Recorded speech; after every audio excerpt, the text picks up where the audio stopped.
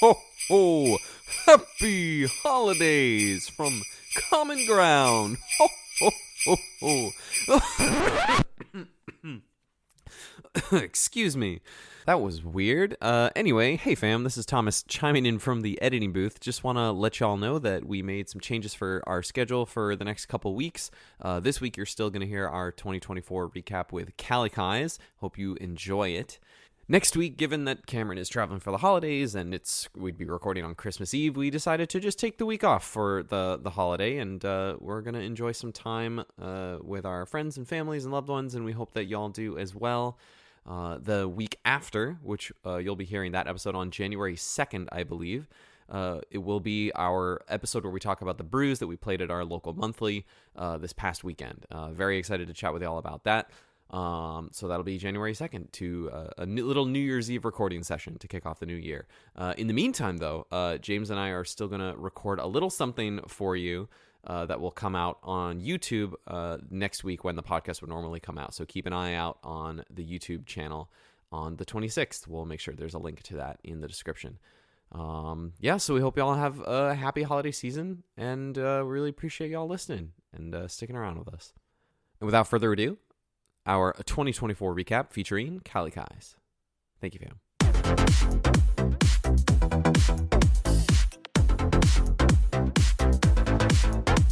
Welcome back, everybody, to another episode of the Common Ground Podcast, your favorite podcast. We talk about your favorite format, Popper. This is episode 55. I am your co-host, Cameron Schindler, the big 5'5", backwards, still 5'5". I am joined, as always, by two of my regular co-hosts, Thomas Gunn. What's up, brother? How are you doing? Yo, I'm good. I am good. I got a delicious sandwich for dinner, and a little early dinner with one James Hippo earlier. It was quite delicious. I'm on high vibes. Nice. And our second co-host, as you said, James Hippo Hieronymus. How are you doing, brother? I am doing wonderful. Thank you, Cameron. How are you? Always beautiful. I'm doing great.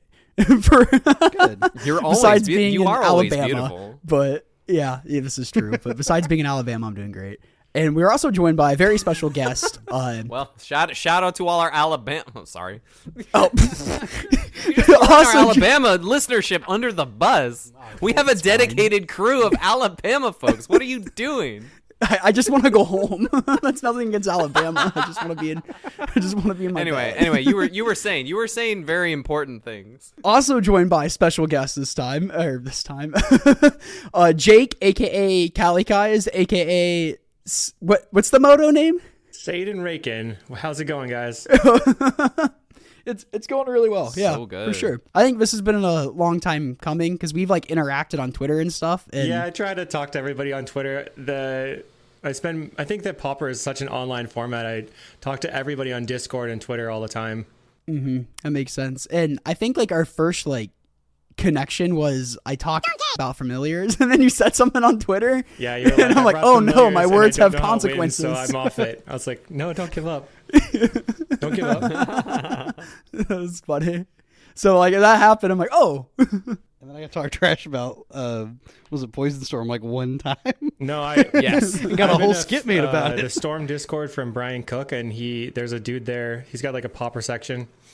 And this guy had this tournament report playing Pedal Festival or the Twiddle Storm deck that you played against. I was like, oh, that's cool. Congrats to him. And then you talked about it on the podcast. And I was dying. I was like, this is the greatest. Hunter, that's right. That was another deck that I worked on a long time ago. Oh, I didn't know that. That's cool. I remember watching your videos that you released on that deck, yeah. So I remembered seeing it. I was like, and then as soon as things started to happen on the board, and I'm like, oh, this is what this is. Cool. Even the following month, you show up Black Green Fog, you're some kind of hero that likes to play quick games of Magic. I am the people's champion. Okay. One day I will fireball you. we got a whole, not swooth of topics, but one focus topic. We're gonna do a whole 2024 recap. It's the end of the year, so we want to go through 2024, all the sets, and see how it impacted Popper, and just kind of start with what Popper looked like at the beginning of the year. And because 2024 was a big year for Popper, a lot has changed thanks to one set in particular. Yeah. But Just to start us off, it's weird because at the beginning of the year we had glitters still. Like it feels so long ago, but that was It at the really beginning of the year does. because we went to Chicago and that was like a lot of us were championing that deck at the time. Like our buddy Matthew Santillis was playing that, and we were all playing. I remember playing the side games with it, and there was the whole Boros versus Azorius version of it. It was pretty funny because Boros versus the blue-white really got solidified after the Novice Inspector in February. Oh yeah, yep. Otherwise, it was just like, you should just play Glit. You should just play blue-white. And people were playing Jeskai versus blue-white, but not playing like the stock Boros now. It was just like slam and jam. Yeah, because I remember Jeskai was like the version coming out of Poppergeddon. I forgot completely about that. that we just didn't start the year with 8 Thraben Inspectors. No, not quite. It does feel like forever. Okay, so I do see that ban on there. But the meta kind of started with that. We had Caw Gates was still pretty popular. Grixis Affinity always here. A big fan of the format there. Mono-Red Godolpha, we would see like Lotus Petals and Sealifiers with it because it would get a lot of toys later down the line. This was my jam at this moment, playing the mono red with Name Sticker Goblin and just going all in. It was the greatest. Yes. I had so many turn ones. It was amazing. Yeah, another card that we'll say goodbye to later in the year too. And then a deck Hippo and I were like very, very high on at the start of the year. Just Black Green Gardens. Yeah, I was very big fan of that deck. Yeah, we abandoned ship on that pretty hard too. Like just like when we did Boros Well, Synthesizer. A lot of things changed. A lot of things changed as we'll Once see as we once go a certain on. set came out, I became very low on that deck. So I guess like the biggest difference at the start of this meta is having glitters, and no MH3 is pretty important. It's also weird to think about the format without MH3. It feels like it's been here forever, and glitters feels so long ago. But the play patterns from glitters was like pretty oppressive.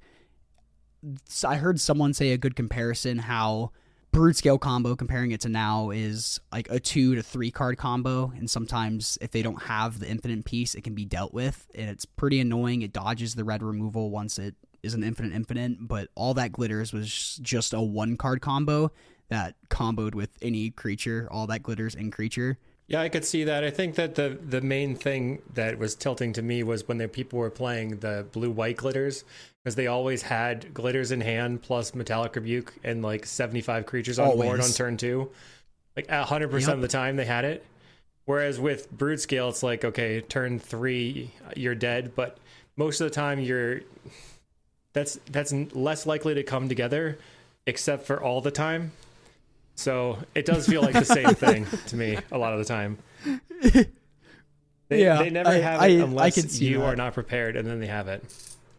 And I've played Brood Scale a ton, so a lot. I actually, like, there's been multiple games. I played against a Jund Gardens player who we got to like turn 15, and they had the Monarch since turn 4, and I won the game at the end because I just drew so many cards with Deadly Dispute and all that stuff, and then just eventually just powered through it and then still won. So I think like that's glitters was a little bit easier to disrupt in a way that you can take out everything from the deck with the ability to destroy the mana base entirely or whatever from dust to dusting them, etc. But Brood Scale right now has all of the best disruption, I think, that you could possibly have with Duress and Tamiyo Safekeeping.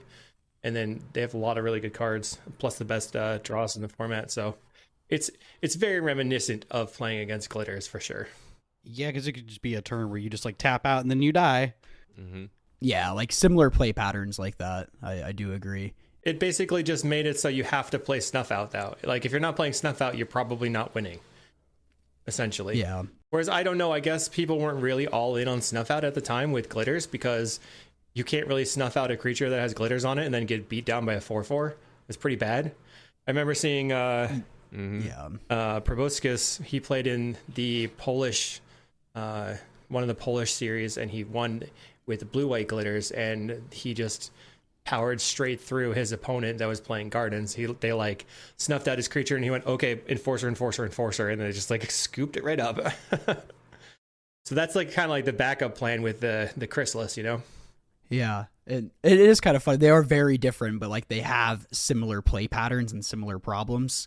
And at least like with the Glitters deck, which was nice, it's kind of like a combo deck that's not getting run over by the other aggro decks. Right. So it has just good game against mono red versus this new combo deck. Like, okay, you're still vulnerable to aggressive or even faster combo decks. Like, you could have that problem, but versus like glitters, it's just, I can out aggro you, I can out value you. It just kind of beat the crap out of you on every access. It's nice not to have to play against that anymore. The familiars players like GN were unhappy when glitters got banned because it had transitioned to a Boros more mid-range shell, which was easier for people to disrupt because they kind of have to go for it at some point. But I still felt like there was still the just A plus B, you're dead, see you later situation that still occurred. Like, who knows? Yeah. Just a turn 2 glitters, just giving +3/+3, getting out of bolt range or getting out of Gal Blast range. If you're a red deck, kind of felt game over pretty quickly. So that's kind of like where we started from at the format. You know, we had like glitters was very much at the top of the game. Affinity and mono red in various forms were still very much all over the place. We're gonna go through all the sets fairly briefly, except for maybe with one difference there. Huge exception. Is that one RVR, exception. Ravnica?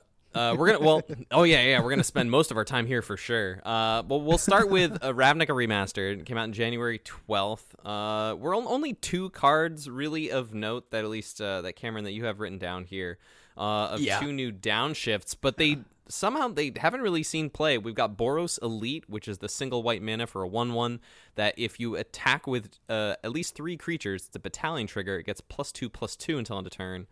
And also Judge's Familiar, which is a hybrid Azorius mana, a single mana, for a 1/1 flyer where you can sacrifice it to counter an instant or sorcery unless that its controller pays 1 mana.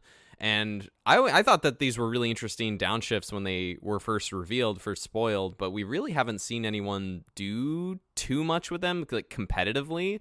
Like, I think Judge's Familiar is really interesting to like think of and maybe try to find spots with, and like maybe something like a Familiar Shell or like a white or blue like kind of tempo aggressive. Like, I know that there are potentially some Fairies players who have been playing around with Judge's Familiar as well, but they really haven't had like the push into the format, especially because then later on in the summer we get a whole influx of powerful cards with MH3. But these are just 2 particular cards that I thought didn't really stand out. Were there any other downshifts or anything movement just from this remastered set that you guys thought of? I don't think so, but the Judge's Familiar did see a few 5-0s in stuff like Cogate, mono blue, and mono white. So people definitely tried it, but it just seems like it wasn't powerful enough to matter. And people were sort of off Mana Tithe already, but it's definitely better Mana Tithe for them. There's just a lot of good options now. Yeah, especially when it's on board, it's easier to play around. Like, if I have to Deadly Dispute a turn later, oh well, I'll get the 3 cards later. I'll figure something else to do. It's not the end of the world. So that brings us to... Can I take the next one? Sure, go for it. Awesome. That brings us to Murders at Karlov Manor, coming out on February 9th. And this was the newest set before we went to Chicago and played that little Popper Cup and stuff. And this set was actually pretty impactful. Oh, yeah, you played a Pro Tour. Sorry, how'd that go? I'm sorry, how did you do at that Pro Tour? 05, baby. But this set was like really, really impactful for Popper for what it was. We had cards like Novice Inspector, which is just a practical reprint of Thraben Inspector. It's just copies 5 through 8 of Thraben Inspector. It's just awesome. Nuts. Shout out to Emma Partlow. I'm pretty sure she was really happy about that. And that really changed the game because it gave the blue-white deck, as even the Boros deck, way more ground pounders to block all the 1/1s from Kuldotha and kind of balance the format a little bit outside of glitters. But everything was like, it was kind of mono red showing who was who, showing everybody who's boss. But then they were just like, yeah, I've got a lot of blockers now. It was very interesting how quickly everything changed from that. Yeah, what 1/1s look less good in the face of 4 1/2s. So yeah, not even just in glitters too, like these black-white ephemerate decks that like with Tithing Blade and things like that, like they got to play more inspectors, and you just like exactly what you said, you just have more 1/2s on the ground just blocking all these goblin tokens. It just adds up. Were you high on Novice Inspector? Me, I thought it was going to Yeah. be junky as heck, but then it ended up like completely changing the game. And just like it took the glitters deck from like, okay, it's kind of a meme, even the Boros one, and all of a sudden it's like, oh my god, this is the best thing to be doing because of a 1/2.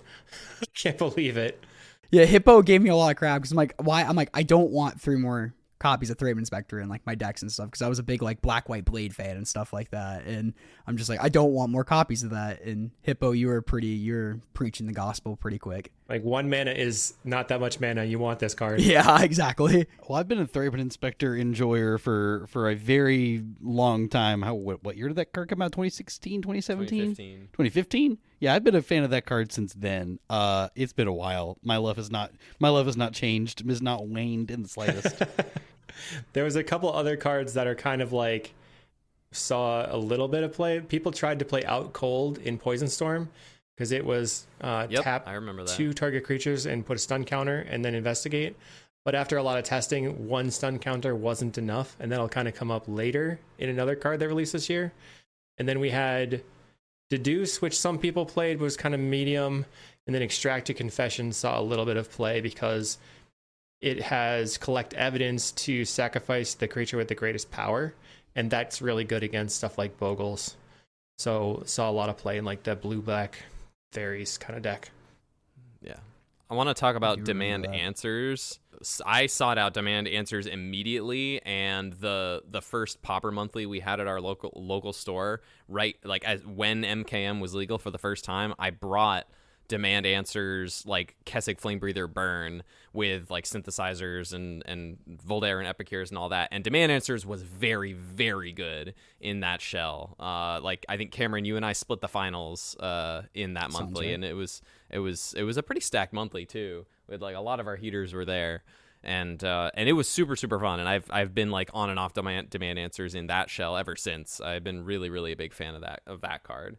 And that demand answers also shows up a little bit here and there in Madness as like one of the 2 mana draw to discard card. Not so much now with other cards that we'll talk about as we go, but it definitely slotted into that shell for a little while too. Yeah, I had a really later on one of the decks that I made, I used demand answers for. It's like pretty sweet for sure. I'm surprised that you're not playing a deck like that with right now with like Tomb Raider and Clockwork and stuff like that. Oh, Thomas You hates definitely attacking with mono red creatures. Don't. Oh, only spells.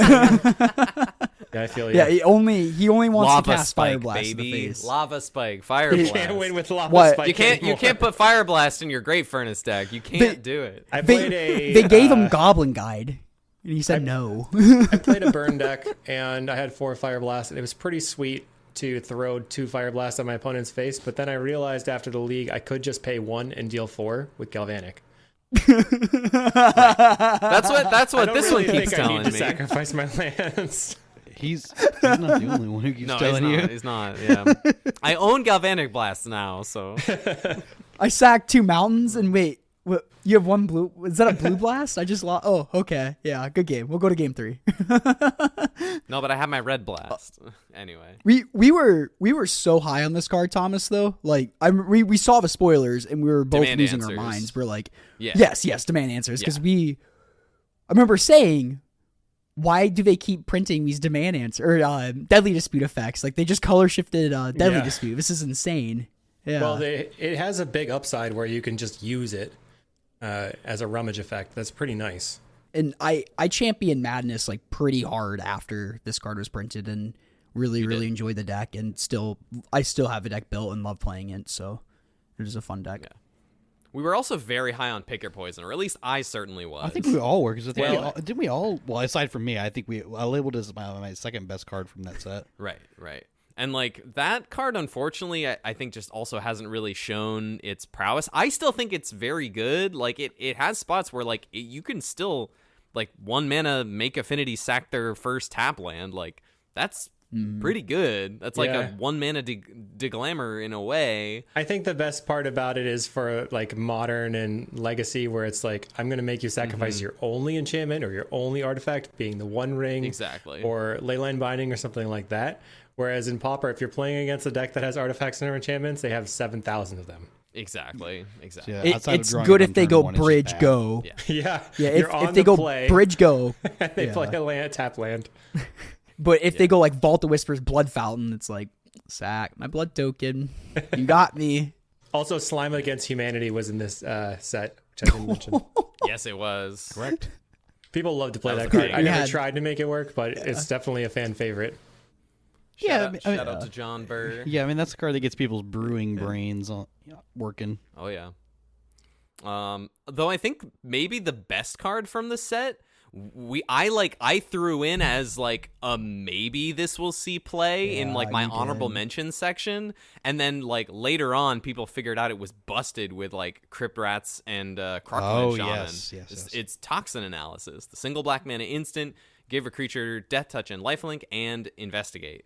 Like, Now, I didn't see this one coming whatsoever. yeah, me neither. None of us did. There was a person in the Familiars Discord that I think might have been the first person to try it. It's either Walker or another person, Shensu. I think Walker might have tried it like as a one of, and then Shensu played 4 Quark Floor Toxin and just kept stringing together 4/1s. And then everybody was like, hey, maybe this is a good idea. Once the 5.0 started coming out, and then people realized that it dumpsters the Gruul deck, and that being so popular at the time, it's just become a format staple. It's a combo to create a Wrath of God in our format without Wrath effects, really. Yeah, and you can kind of see how that changed the format too, like with Terror playing things that give flying, and then there's a lot of decks that are going for just like Sneaky Snacker or other flying value, trying to get over it. It's like always a threat. I'll admit it just now occurred to me when you said giving things flying out of terror. That's why Dragon Wings is seeing play. It didn't really occur to me that was why. Yeah, I just Hippo, I'm glad you- that wrinkle too. Yep. I was like, why we not just play a spell like what's the unblockable spell from Innistrad block? Like Artful Dodge. Artful Dodge. I was like, well, why don't we just play Artful Dodge? I mean, I picked up a set of like the Dragon Wings, but I was like, it literally did not occur to me till this moment. Yep. So you can literally get around Krark-Clan Shaman. Yep, that's pretty good. Genius. It's a bonus. It's a really big Delver. Yeah. Anything else? Any other notes on MKM? I don't think so. I looked through the set on Scryfall. Let's see. Rumble Melt Maverick. Oh yeah, I think that was a pretty big include for Dredge. Not the biggest Maverick, sure. groundbreaking card, but I think it was just nice glue for the deck. people have really gone back and forth on whether or not they want to play that card, and we've seen people That is true. playing it Been a cutting lot it. more recently. Yeah, I've noticed the same thing. I know people have started to cut that card. It's just not been the most impressive. But I know when the Dredge deck first started to pop up, that was a pretty big linchpin to the deck that helped it out a lot. Because even just getting using the back half of the ability to make your creature bigger was just a huge boon. So Yeah, man. Cool. James, you want to take us into our next set? so next on April 19th, we dropped Outlaws of Thunder Junction. This was Yeehaw! this is one of the Yeah. limited sets. Probably my favorite limited set of the year. I That's enjoyed the drafting Loan this set. Sharks. Loan Shark was sweet. So to start off, we had Outlaw Medic, which really saw a lot of play, or it still continues to see play, assuming the deck exists in the Coggates deck. Yeah, just a little 1/3 when it dies, draw a card. Yeah, it's got Gain a life. little It's got life. life. I played against So it's it great. last Pump it week. up with Yep. Basilisk Gate. Yep. Yeah, we had a Coggates player making it into top 8 on Saturday. Yeah, they had Outlaw Medics in their deck. It's true. They did. Then they got very punished. Then they got dumpstered by Goblin Combo. They sure did. Oh man, poor guy. Mm-hmm. And then we had Highway Robbery, which is a great deck great in the Madness deck. I know, Cameron, you were a big fan of this card.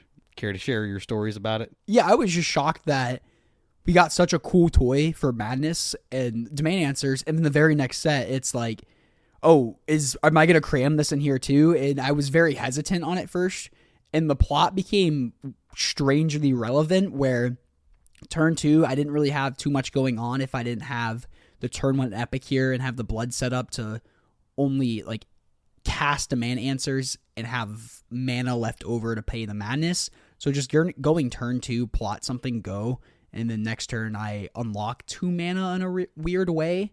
It was a play pattern I really enjoyed. It sort of looks like there's been a lot of toys for Madness, and you just things keep power creeping the other toy that just came out too. Yeah, weird. Demand Answers. Is this Yu-Gi-Oh? Highway Robbery. Highway Robbery.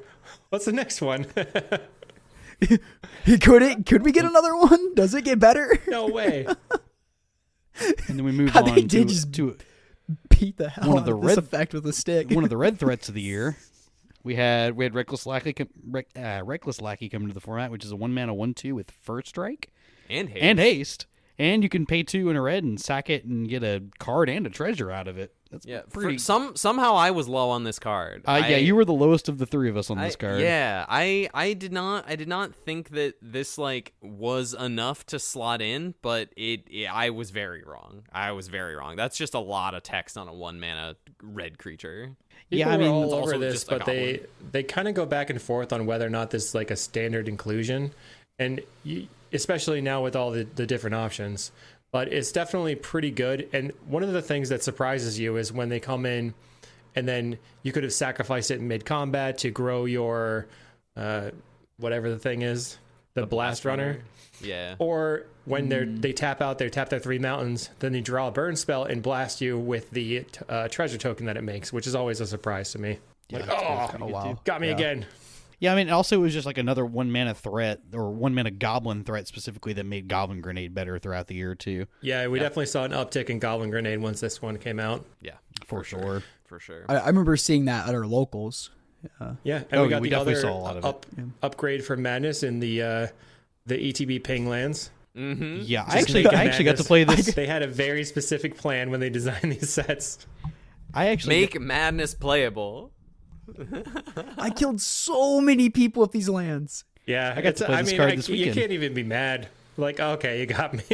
My opponent's at 1. I go, Rakdos Carnarium, pick up my Jagged Barons. Good luck. Like, you got a turn, man. Figure it out. I mean, the other one that snuck around that I've been playing a lot of in like decks like the Altertron deck, also now in Dredge plays a lot, is Conduit Pylons, which is a ETB Surveil filter land.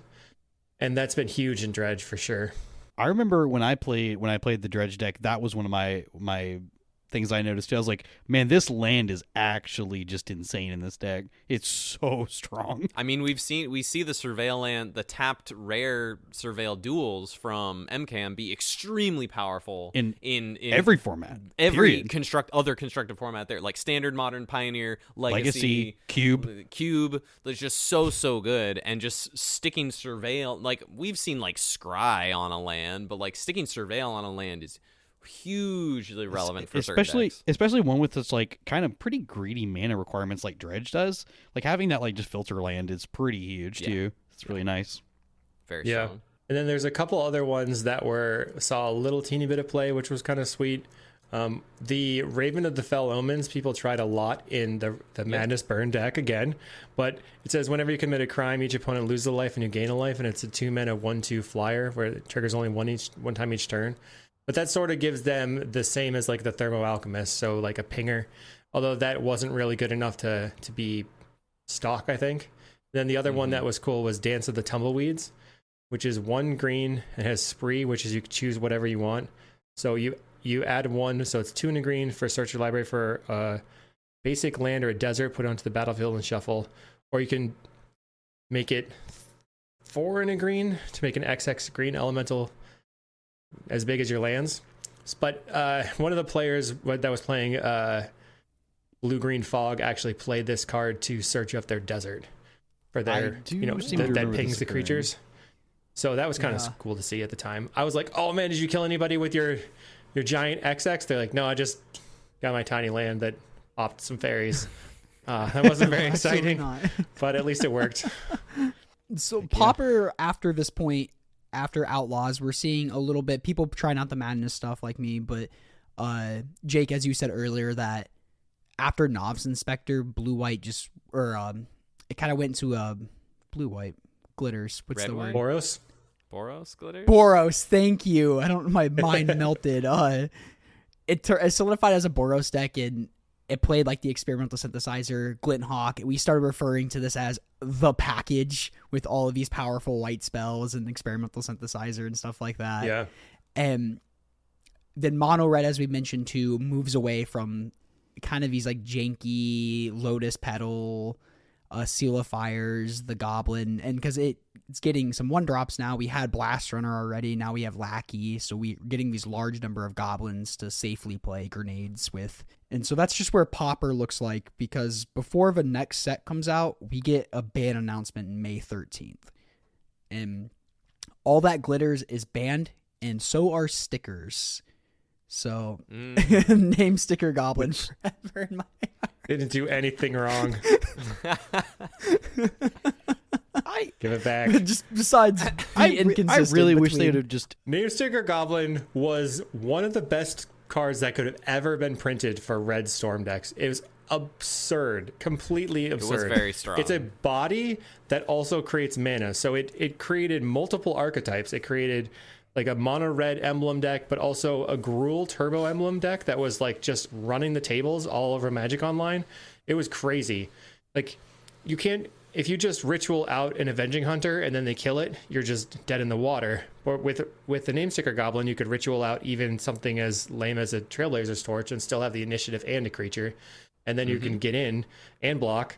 Or you just go like Namesticker, Goblin Matron Bushwhacker, kill you. It was a lot of fun. Very, very exciting times to play with that card. And also in Legacy, it was absolutely destroying Legacy with like the mono red Goblin deck was crushing everybody. Yeah, I did see it in Legacy. I really hope that they actually give this a functional reprint in the future of the actual card that it is on Magic Online. I really, really hope. It was way better on Magic Online for sure. I think it was still viable in paper, but their original implementation on Magic Online was not going to include this clause where if it like entered from exile, so you had to cast it from exile. So technically you could have just flickered it forever with the refractor and made infinite mana, because on average it's going to go mana neutral. So you would eventually just go mana positive at some point, make infinite mana, and then kill yourself. Kind of like Drake somehow. Yeah. So we were excited about that for a few hours until they figured out that that was a bad idea and didn't implement it that way. It was pretty funny. That's funny. Yeah. But like the bigger side too, sorry, but that all that glitters bites of dust here. And I think that like really shaped the meta going forward, because it put a huge strain on what was possible. Similar to now, where it was like a big strain on these red decks where a lot of pressure to always hold up Lightning Bolt, always hold up Galvanic Blast, because if I don't answer your dude now, I'm never going to answer it. And then we can play this game of chicken, even if I'm in black removal with like Cast Down or Snuff Out. Well, okay, I can maybe trim on all that glitters. I tend not to, but I'm going wide. So if I'm going to beat you with a bunch of Thraben, Novice Inspectors, Mirror Enforcer, Synthesizer, Glint Hawks, it's please snuff out my 1-drop. Like, yeah, it absolutely. feels terrible. The other thing was with the Boros version of the Glitters deck, that version was more likely to be able to play the Dust to Dust. So I felt like in the end, balance-wise, the Boros one was winning because it was the one that could cast Dust to Dust against the blue-white deck. The blue-white was a little bit less... it was a little bit more fragile, but highly explosive. Yeah. Yep. And we know that the PFP hates it when a sideboard starts getting really congealed. They've mentioned it before, like, oh, we got to take down Burn-a-Peg because everybody's sideboards are just 4 Weather of Storms or 4 life gain cards. And we've seen it with Affinity and all that glitters. They mentioned that we don't like it when 4 Dust to Dust start becoming stock in sideboards, but here that seems to be. I think that 4 Dust to Dust has been stock in sideboards since the Bridges came out, and I don't think that's ever going to change. I agree. There has not been a single time that decks have not been playing 4 Dust to Dust, unless they were also playing red, in which they could play some number of Dust to Dust as well as some number of Gorilla Shaman. Yep. Because like the Dust to Dust taking on the Bridges is great, but the Gorilla Shaman being highly repeatable is also even better. You can't just do one or the other if you have the color access. I know when Hippo was playing Mono White, you had 4 Dust to Dust and 4 Revoke Existence. Is that correct, Hippo? It may have been a 4-3 split. I don't remember exactly my list that I played for that 7, not 8. Trios event. We wouldn't go the full something 8. to that effect. I mean, I played Affinity recently for a video, and I just absolutely trashed everybody, and then ran into an Elves pilot who was playing 4 of the 1/3 that you can exile a creature Masked to exile Masked Vandal. 4 Masked Vandals main deck, and then like 6 anti-artifact sideboards. So I was like, apparently you can win if you really, really want to, but we're still at that point where you're like, okay, you're still playing 12 cards to win, which is like, yeah, you can do it. And then you kind of have to, I think if the decks that can be good against Affinity are the ones that can try to do it without having to replace cards from their deck that are good. Whereas if you're like cutting your entire good sideboard to beat Affinity, then you kind of have to make those concessions. And I think the cool part about like on the L side about playing like cards like Mass Vandal, it's like it's kind of a free card to play because there's just so many incidental artifacts in the format that it just can hit for free. Yeah, it's which just is good. so sick. It's just good. It's so sick. Yeah. Very, very. Any other thoughts on this ban? Like, do we all? I remember ripping them up on a mic. Yeah, you did rip them up live on air. I did. I took my 4 copies of glitters and went click on mic. Oh, you ripped up your glitters? You did, like literally in front of the microphone. Yep. I thought you were ripping up the format panel. Oh, no. Oh Oh, no, Hippo doesn't rip tell those like me. glitters He right doesn't. up. You don't do the ripping the cards like I tend to. I personally, I think my position was like, I would have preferred they let it alone, but I also wasn't constantly in the Magic Online streets, so like I recognize that it was oppressive, but I also in a way I like decks and metagames being forced to kind of congeal around like a specific set of decks that like you have to be ready for, otherwise like what are you doing? Like I like that level of competition and the mind games and like making sure you're ready for everything, and like that I kind of like that sort of stuff, but at the end of the day, Sounds like you play tempo. Yeah. I wasn't surprised that it happened. I recognized that it was a very powerful deck. I just always play decks that like I'm never gonna hold down. I'm never gonna let this lightning bolt down because I know I will die to an all that glitters like in my red when I'm playing red decks or whatever. So I'm just always gonna leave this lightning bolt up and just continue to do whatever I'm doing and let other lesser things happen. And then when you stick the all the glitters, I'll kill your creature and continue on my merry way. But like that's not everyone's experience. Not every game is going to go that way. So I was very much I was not surprised by this, and I unlike the next point of 2024 history, in which I was very much on the fence about this being this happening. I was very much not in the winning bet camp on this one. Oh, we get the big set of the year. So another banning decision that I was a little bit more, was it bearish or bullish on? I guess I was bearish because y'all were more bullish on it actually seeing a pre-ban, right? Oh no, I was fine. I was fine Yeah. with it seeing like a week or two. Yeah, of play. I was very much on the camp of let's just leave it alone and see what happens. We are now into Modern Horizons 3. We're into June of 2024. And Modern Horizons 3 hits the streets, and leading up to what the Pauper format panel said, leading up to Paupergeddon, essentially, and I think there was another big, there might have been another big Magic Online event or something like that. Yeah, that was actually the first creator program series. Yeah, it was the creator program series. Yep, Did you participate in that week? Yeah, I went 4-2 with Poison Storm. It was awesome. Sick. It was really awesome. Let's go. So yeah, I made prizes. It was awesome. Nice. So we have Modern Horizons 3, and ahead of its release, they decide to pre-ban Cranial Ram. For those of you who don't know or maybe don't remember, Cranial Ram is an artifact equipment. It costs a black and a red, and it has living weapons, so it comes in pre-attached to a germ token. It gets plus X plus O, where X is the number of artifacts you control. And I believe it equips, it has plus X plus 1, excuse me. Yeah, because otherwise it would die, excuse me. Plus X plus 1, thank you, Cameron. And I believe it equips for 2 mana, as the equip costs for 2. So it's basically cranial plating, which is already a card that exists on the ban list, but comes in with a free creature. And there Thomas, were 1 second. Yeah, you're good. Fire alarm went off. Fun. Oh my goodness. Damn it. That's the second time today that I've heard a fire alarm. It'll probably go off in a second. Okay, it's done. Cool. Great. All right. We're good? We're All right. okay, so good. Yeah, I don't have to go outside. Sorry, I was mad. No, you're good. You're good. So yeah, this card would have been absolutely insane, I think, and I think they, in retrospect, I think they were right to pre-ban it. It's already, like I said, it's similar to a card that's on the ban list. You could flicker it. You can just shove it into Affinity and make Affinity even more busted. You could play some black-red Affinity aggro version, like similar to the deck that Cameron, you brewed for James that we'll talk about next week. Like Cranial Ram would have been insane in that deck. Can confirm. And like, Weird. yeah, I'll cede the floor. Any other thoughts on Cranial Ram's pre-banning? Well, it was nice that they got it out of the way, especially given that it was right after the all deck glitters. I feel like that would have looked pretty weird for them to say, we don't want this card, but this one is fine. And then you just talked about, I wish they would have given it a week or something, which kind of begs the question, how long should they look at something before they take an action? Like, what is the correct amount of time? And we've never really gotten that answer. Like, okay, so we put it on Magic Online.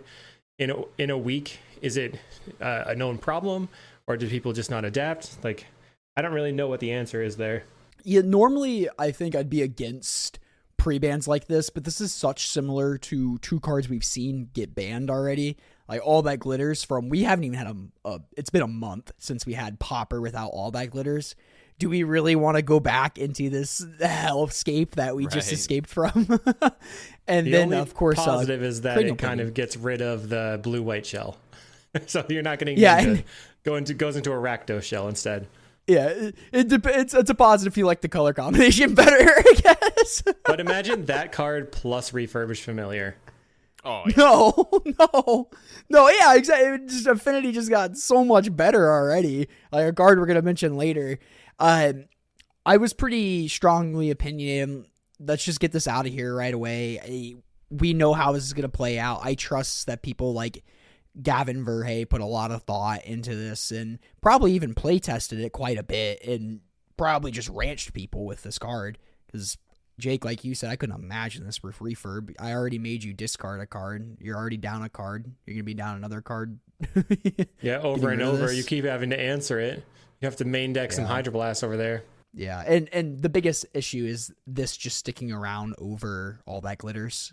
Like if you kill the creature, All That Glitters going to the graveyard, and this just being an equipment to use later is just over the line. James, do you have any other thoughts on Cranial Ram? No, I think everything's been stated. Like I say, I would have liked to have seen 1 or 2 weeks just to see how just to exactly see how bad it was, because it would have obviously you wanted to kick somebody's teeth in with it.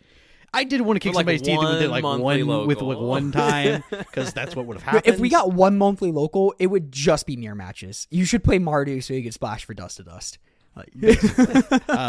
But no, I'm retrospectively looking back, I think it was a great idea that they did get rid of this initial before it even became a problem. Because as we said that they just got rid of All the Glitters, which was a huge issue, and they took some time to think about that problem, and then they're like, well, this card is functionally the same thing. Let's not have it be in the same space that the other one was. Yeah. So, yeah, I like it. How do we feel about just kind of going around in a circle, just like shouting out? There's so many cards we could talk about. So I think maybe we can go around, mention a card, and we can each kind of jump in as we go. I'll start with kind of just the energy package. I kind of brewed a little fun deck around Jolted Awake as a kind of reanimate spell. Jolted Awake is the single white mana sorcery. You can basically unearth an artifact or creature. You get 2 energy, and then you could pay any amount of energy based on what it costs. You can cycle it for 2. So it's kind of like a callback to unearth. I built around that, but we got Galvanic Discharge, Tune the Narrative, just a bunch of random energy cards that some of which have seen play in Blue-Red Terror with Galvanic Discharge and maybe Attune the Narrative. Jeskai Ephemerate has played some of these cards. Just giving more play with energy as a free resource mechanic. I think it was really cool. It was really good in the draft format specifically. I really enjoyed drafting this set too. It was really, really fun.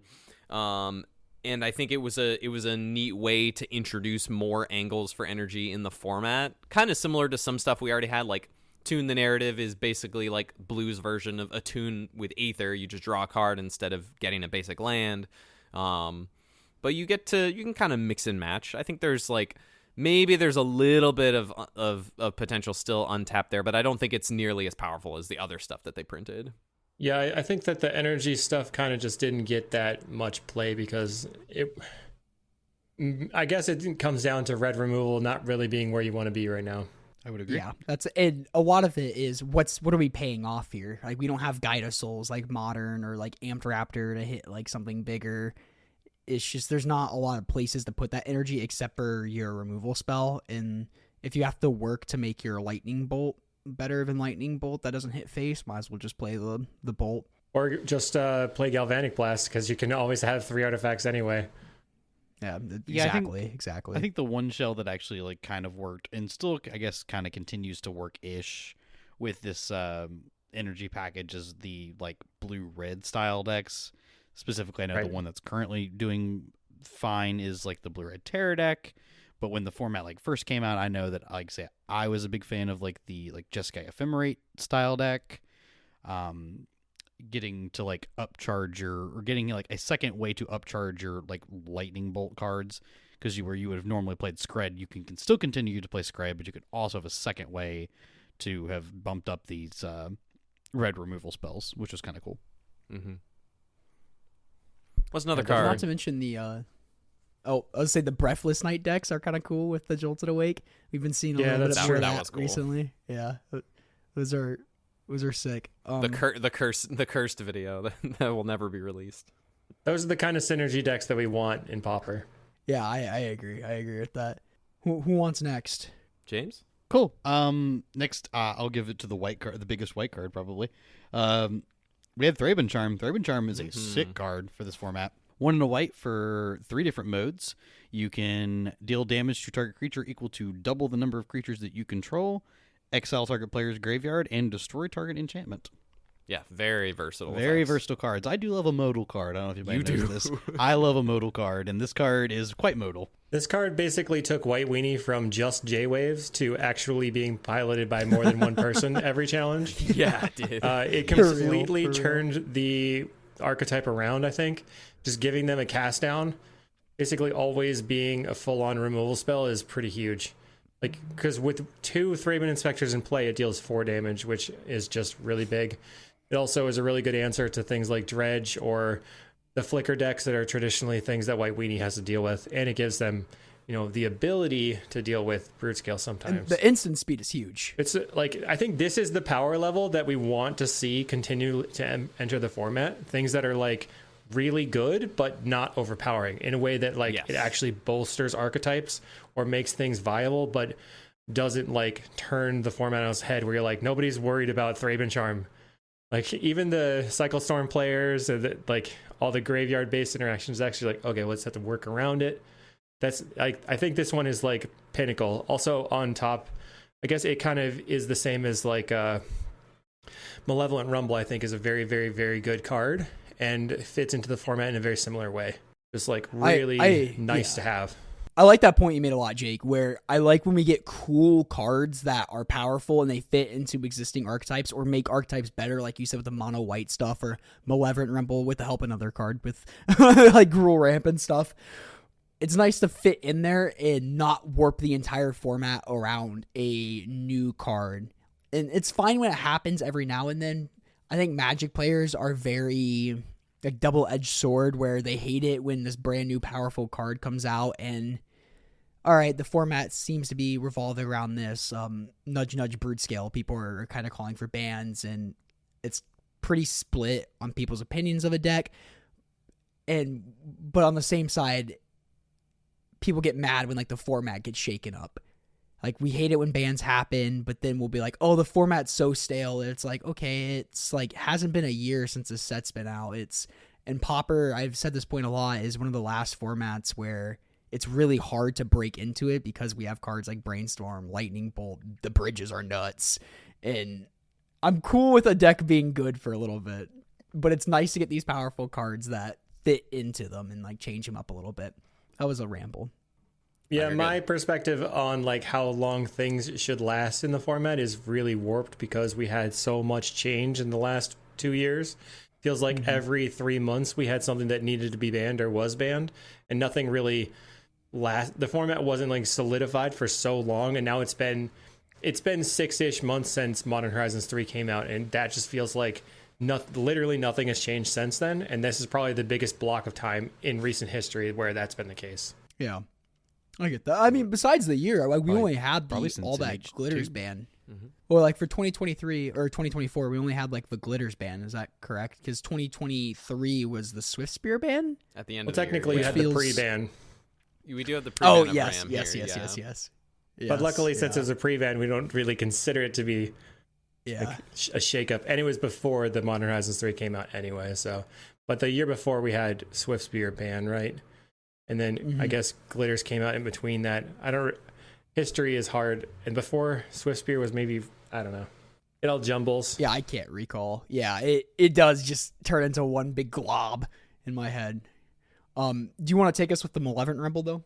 Yeah, Malevolent Rumble, 1 in a green. Look at the top 4, and then you can put 1 in your hand. And if it's a permanent, you can put 1 permanent in your hand, and the rest goes into your graveyard, and you get a Eldrazi spawn, which I always call Scions for some reason. I guess because Scions Cameron used to be does the too. way. It's the way they used to be. But Yeah. the spawn, you don't have to tap it to make mana. It just, you sacrifice it to make mana, which is very important. But this one is basically like you said in the notes, is the Green Ponder.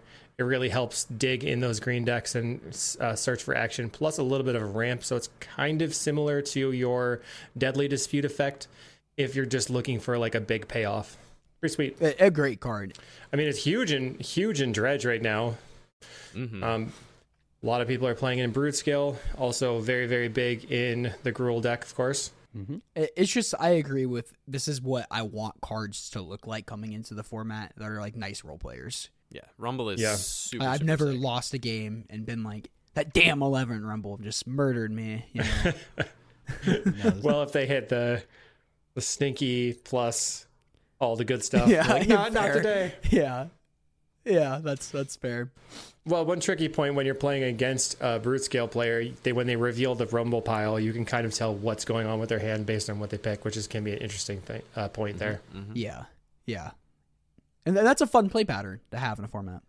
And Rumble's also one of those cards where if you play a lot of Cube, like Vintage Cube, you start to pick up on, oh, this is a popper card that I actively want in my Vintage Cube deck. This card's probably pretty strong. I don't know if you can. I saw a you lot can of Aspiring confirm. Spike playing in Modern. Yeah. Oh, yeah. Oh, I can confirm on the cube front that this card, especially like in Vintage Cube, this card's still very strong. Yeah. Oh, yeah. Very good. Yeah. Essentially 1 mana. It's like your Green Ponder, Green Deadly Dispute, kind of. Not really, But but you still get a mana back out of it. You so do I get a mana guess, back out of yeah, it. kind of. I want to talk about Sneaky Snacker. This little fairy. What a fun card. A blue and a black for a 2/1 flyer. If you when you draw your 3rd card for the turn, it comes back onto the battlefield from the graveyard tapped.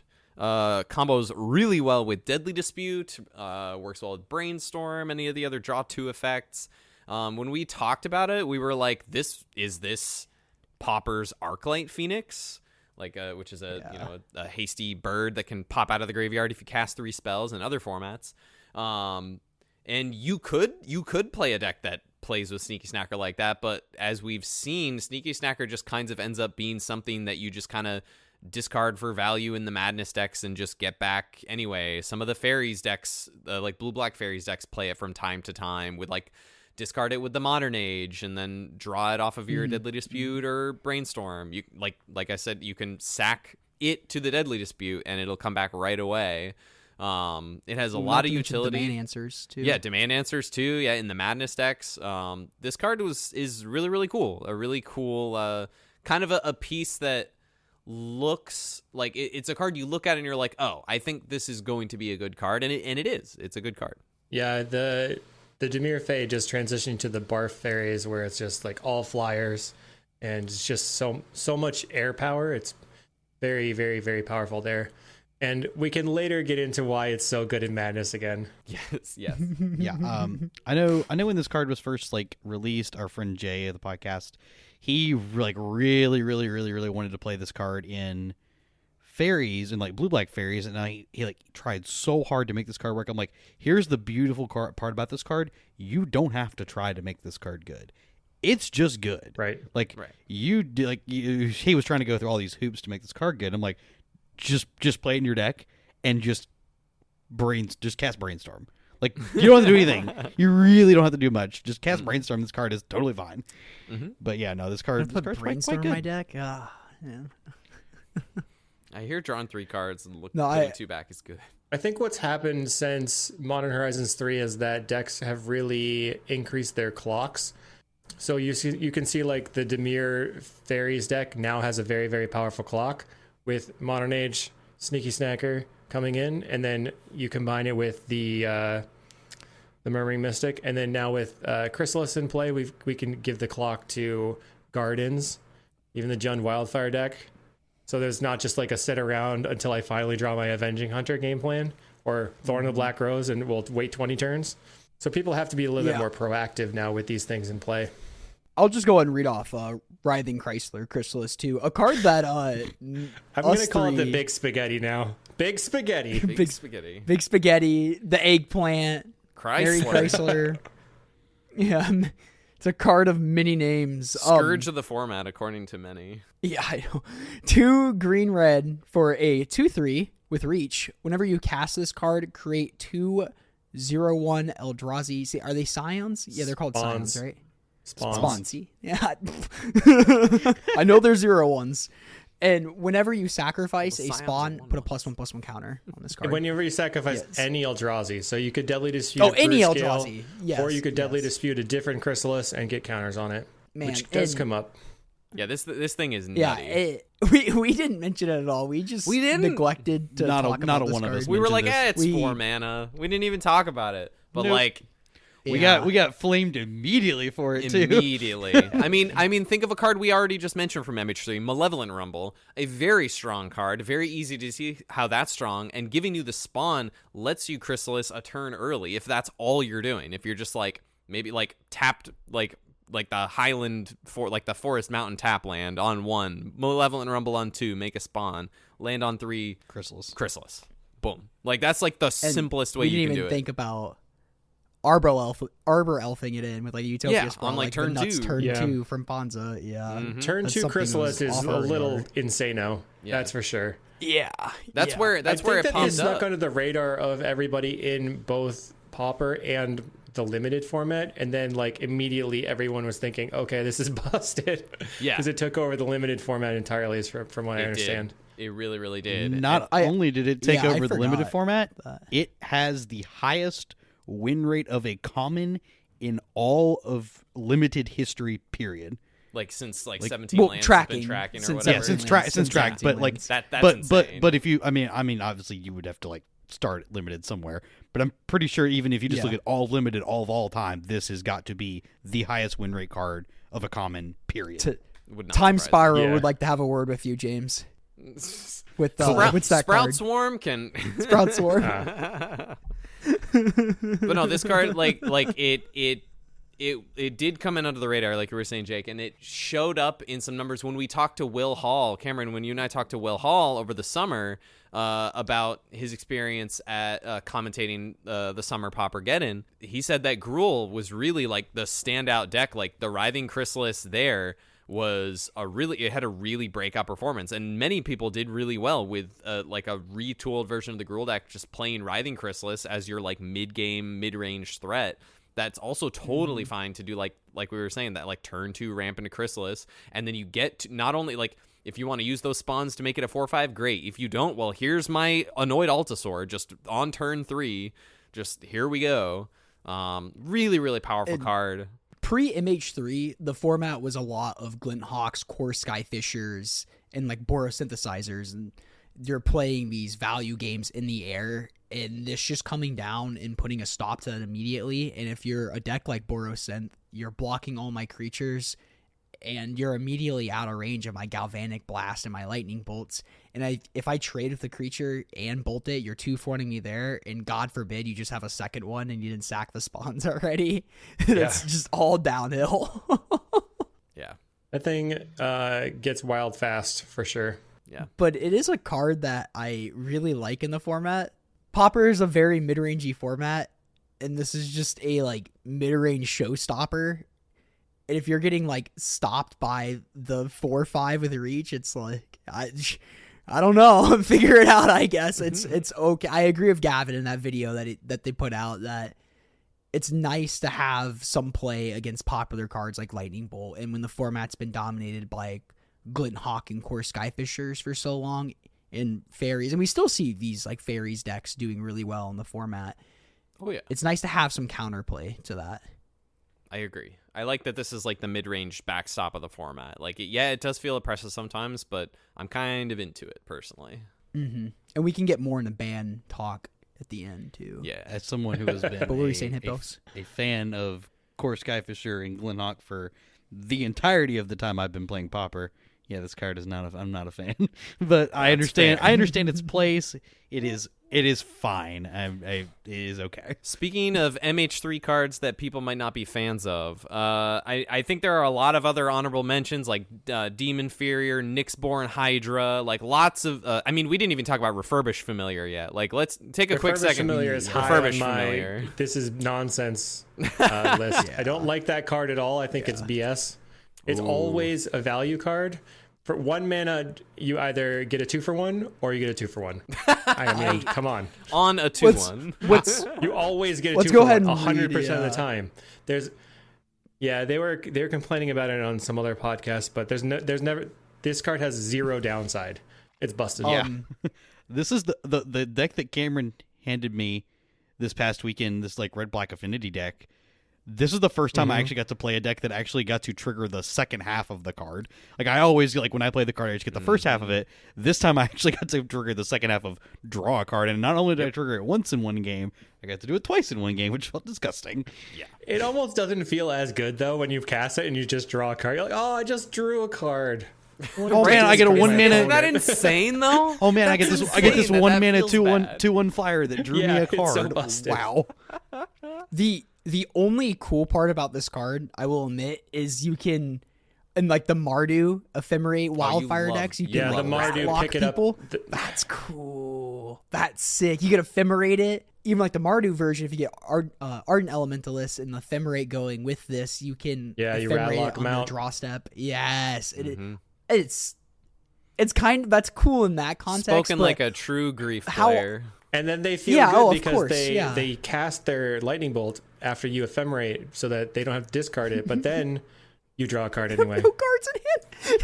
They have no cards in hand anyway. Insane. And But yeah. this is a card that I'm gonna go and assume it for you too, Jake. But us three, like, we looked at it and we're like, "Huh."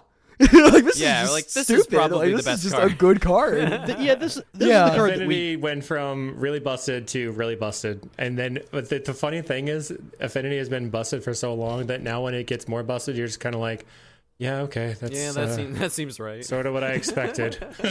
we're in an abusive relationship with Affinity. Like, we're just used to like Yes. kicking our teeth in all the time, so it's just normal. Agreed. Hey, but it's got a 50% win rate. And God forbid you drop Luffy out of that. It's probably a 40% win rate deck after that. That's probably true.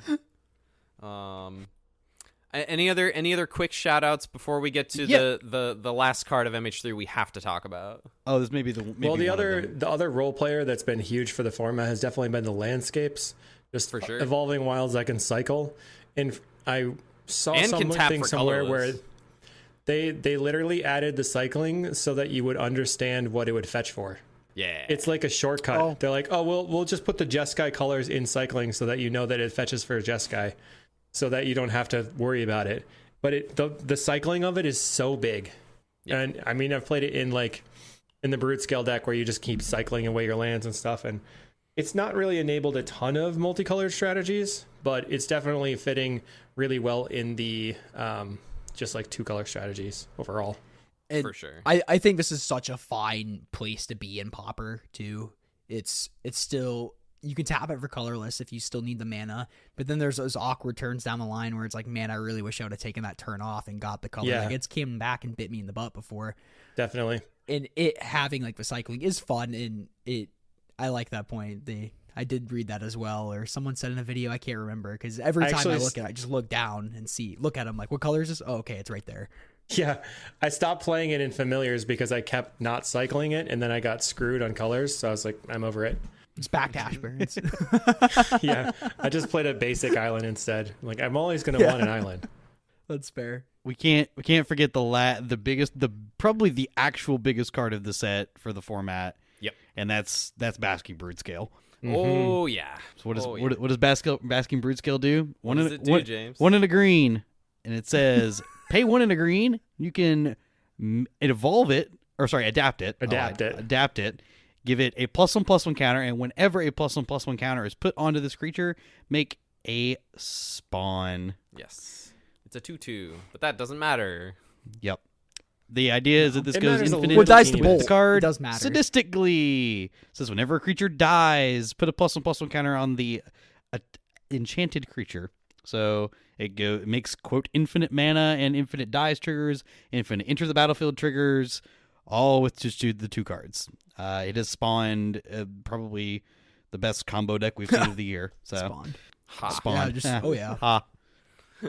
When this combo came out, I thought it was going to be junky because So we did were we. in a As did format we. where things like fairies mattered, and it actually is kind of bad against blue-black fairies, but blue-black fairies is kind of bad against Writhing Chrysalis, so it's been a format where it doesn't actually matter that much.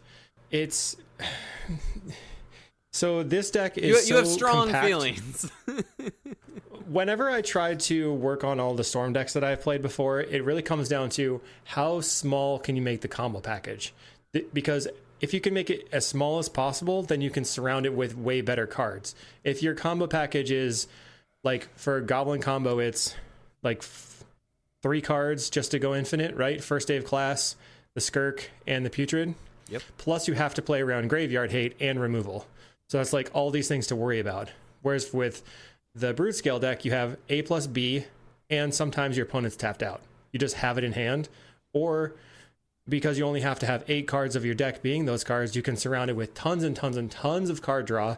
Or like, okay, we'll just put a Writhing Chrysalis in the deck so that we have a mid-range plan or 60 Duresses. So you just eventually get there. So there definitely gives you a lot of options. And we've seen tons of different variations of the Brood-Scale deck. We've seen like just the black-green that Season of Mist was playing for a long time, and then he moved on to the Jund. The Jund was the original list that did well in the Paupergeddon with the Wildfire. Yep. And then eventually people stopped playing Wildfire, so another version of it's playing like Jund Wildfire lists is what we're calling it, or just Jund no Wildfire. I've been calling it black-green Jund, or like black-green Chrysalis, where the only card that I'm playing in there that's red is the Chrysalis, not even Pyroblast in the sideboard or Breath Weapon. It's just because it's so compact and you can put a lot of support cards in there, it means that it just trashes any other combo deck. And because it trashes every other combo deck, it is the only combo deck in the format. There's no reason to play another combo deck that dies to Duress. And if you like Poison Storm, for example, okay, I got a lot of moving pieces. I'm probably not going to be able to stop something killing me on turn 3. And then you have to also worry about their Duresses coming at you the whole time. Like, But Jake, Poison Storm has the highest win rate. yeah, I mean, we can talk about that later. I don't know how many Poison Storm players are actually playing. Maybe there's this guy, Pat O. Presidente, and I don't know where he's from, but he's been doing relatively well recently. So I guess that one person did well two or three times. So Poison Storm is on top of the world. Yeah. I tried playing Poison Storm again in another league and got dumpstered by Brood-Scale. So I dropped the league. Kapew! And moved on with my day. Something you said is really true of just like if this is the best combo deck and it's that much better against the other combo decks, then there's really no reason to play another combo deck unless it's like your deck and you are a really, really good pilot and you have you can somehow have a good Brood-Scale plan, but like I don't even really know exactly what that would look like. That would depend on the deck. It's really just like pooped all over the format once it hit, and it is established. It's been within the top 3 best decks, if not the best deck of the format since it caught on like consistently for the last 6 months. Yeah, because a lot of the data Definitely. surrounding this deck is like split up accordingly to like the different variations of the deck. But if you just like kind of push them all together because they're all doing the same thing technically, Yeah. then it's one of the it's probably the second, third most played deck of the format. Like given that. It definitely depends on the week to week. Like from doing the trophies, recently I think the Brood Scale combo or together was the most played, but then most of the time it's like up there in the big three. And then overall, we've just had Affinity, Mono Red, and Brood Scale kind of being the top three to do. And we got Refurbished Familiar, making Affinity huge. But right after Modern Horizons 3 released, it was kind of the slam and jam format. People were playing Ponza or just like Gruul Ramp into Brute Scale. No one was interacting. Everyone was trying to go fast. So I created the red-green Storm deck during that time period, which was a really fun time for me. That deck was I played against that in the paper. Impossible, Sweet, and Popper. I love that deck. It's awesome. I was playing Brute Scale and I had Duresses, and I just opened up turn one Duress my opponent, and they just show me I think they had like maybe one draw spell, but it was like 3 of like the Goblin Archaeomancers or one of the familiars. And I just looked at them and I'm like, oh God. Because they led on like one of the bridges or something. And I'm like, okay, I know what I'm playing against and stuff. I like Duress them. Like, this could be an easy matchup. And I Duress them. I'm like, what the hell? Yeah, I've played a lot of different variations of that deck. It's been a fun puzzle to solve. I actually have another video cool coming out this Friday. Oh, sick. Is it with the same deck? So it's red-green Storm. The main problem with the deck is that you tend to flood out, essentially, whenever you're playing a Storm deck. So you need either a lot of card selection or you need a combo that wins the game. So before we had Galvanic Relay, where you storm off if you flood or you fizzle. You just put Galvanic Relay on the stack. Next turn you're drawing 15 cards, which is awesome. But with the regular Storm deck, eventually you just run out of stuff to do. You hit a land pocket and lose. So I was watching Aspiring Spike playing the red-green or mono-red Storm in Modern, and he was playing Dragon's Rage Channeler. Yeah. And filtering all his lands out of the way with that. And then I just was watching it, whatever. And then I was playing a league against it was either a Burn player or like a Kiln Fiend player, and they had Burning Prophet, and they just kept like casting spells and just finding more spells. I was like, this guy never fizzles. Then I was like, that's what I need. So then I put the Burning Prophet into the deck, and then it's like, if you can actually get Burning Prophet in your hand in the opener, plus like a couple of spells and the cost reducer, then you basically cannot lose because you just keep filtering out the things you don't need and chaining off and winning the game. But I tried it with a couple of different things too. And the most recent one is combining Kessig Flame Breather with Snake Umbra, which gives the creature +1/+1 totem armor, and whenever it deals damage to an opponent, you draw a card. Yeah. So you draw a card every time you play a ritual, or you cast Ren's Resolve and you draw 3 cards, or you cast Glimpse the Impossible and you draw 4 cards. It's really awesome. I didn't know we had that. I started card. out with double turn 3. I turned 3 my opponent the first 3 turns of the league. So game 1, I turned 3 to my opponent 2 times, and then match 2, I turned 3 of them on the first match. It was sweet. That's wild. I think we watched We that gotta video. get you on for brews again sometime. That'd be fun. Yeah. We could do some like kind of like brew episode sometime, all 4 of us. That'd be really cool. Meta looking like post MH3.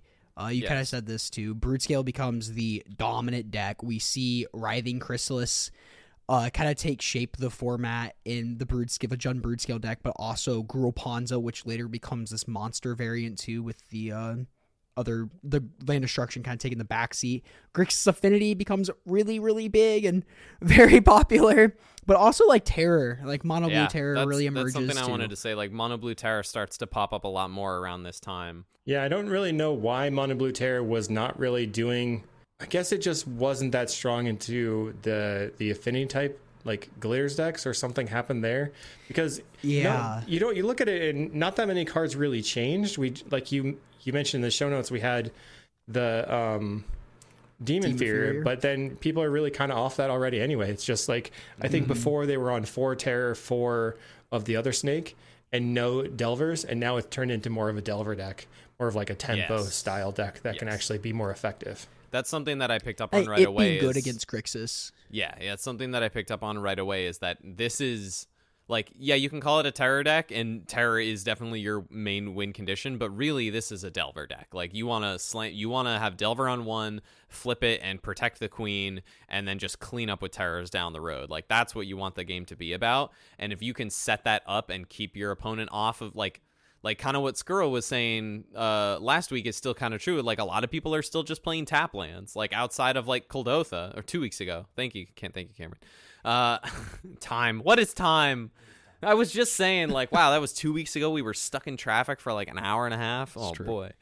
Oh man, that was awful. Sucked. But yeah, like the terror just has a big resurgence over the summer. And like you said, Jake, not a ton of like new stuff going on. Like you have the division, like Beso de Gea and other pilots playing boomerangs and force spikes, and you have Discovern playing like ponders and the demon furiers.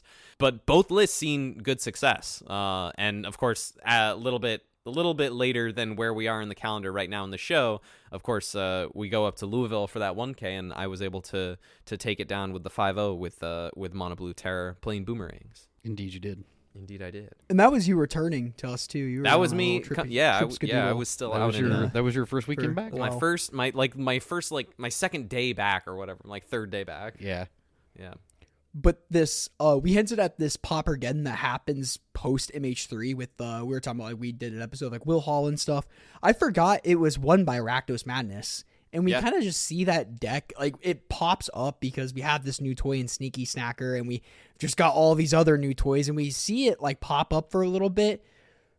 But it's one of these decks that, such as many other decks in Pauper, it'll do really well one weekend. People will pick it up, lose with it, and then just act like it's the worst thing ever and just push it to the side and forget about it until they feel like picking it back up again. That's true.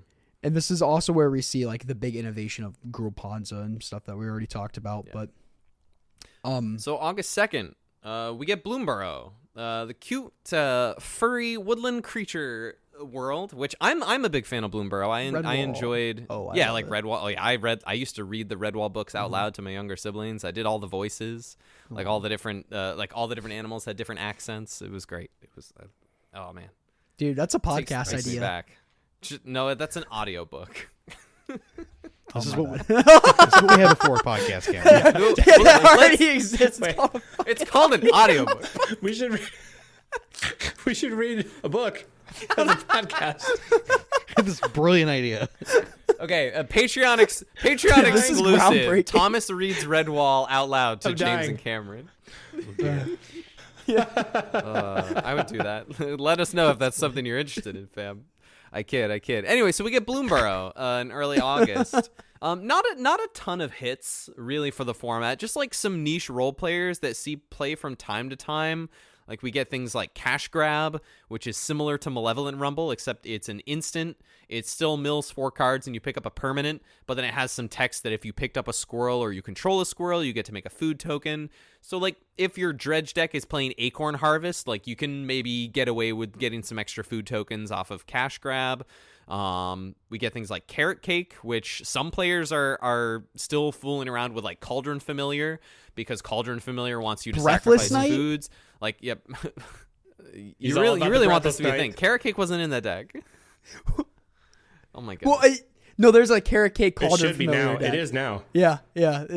Oh yeah, I guess that's fair. Because you can play Unearth and like Carrion Feeder and all that. But Heaped Harvest, I think the green 3-mana artifact, which I believe James called out, did. still sees some play in the Gardens list, like the black green Gardens Oh, list hold on. specifically. Gardens? No. Gardens Oh, can get whoa, out of the whoa, Gardens whoa, can get out of the way here. Hold on. Oh, It's we're all about the fog on this pod. That's fair.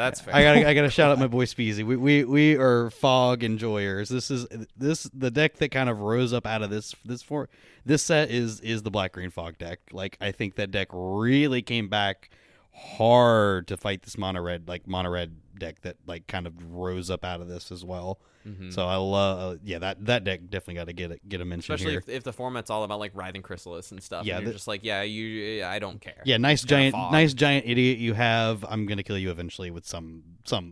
The Heaped Harvest is a pretty sweet card. It feels like it should give you more value than it does. It needs to draw a card.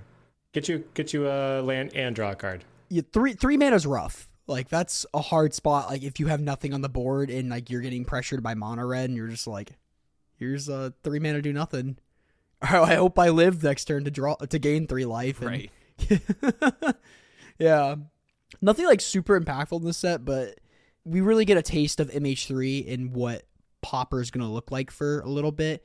And at this point, it felt like Gardens was pretty safely dead. It felt that way, at least. It does come back with no help of any additional cards. People are just like, what if I just stuck Writhing Crystals and Gardens? It turns out it's pretty good.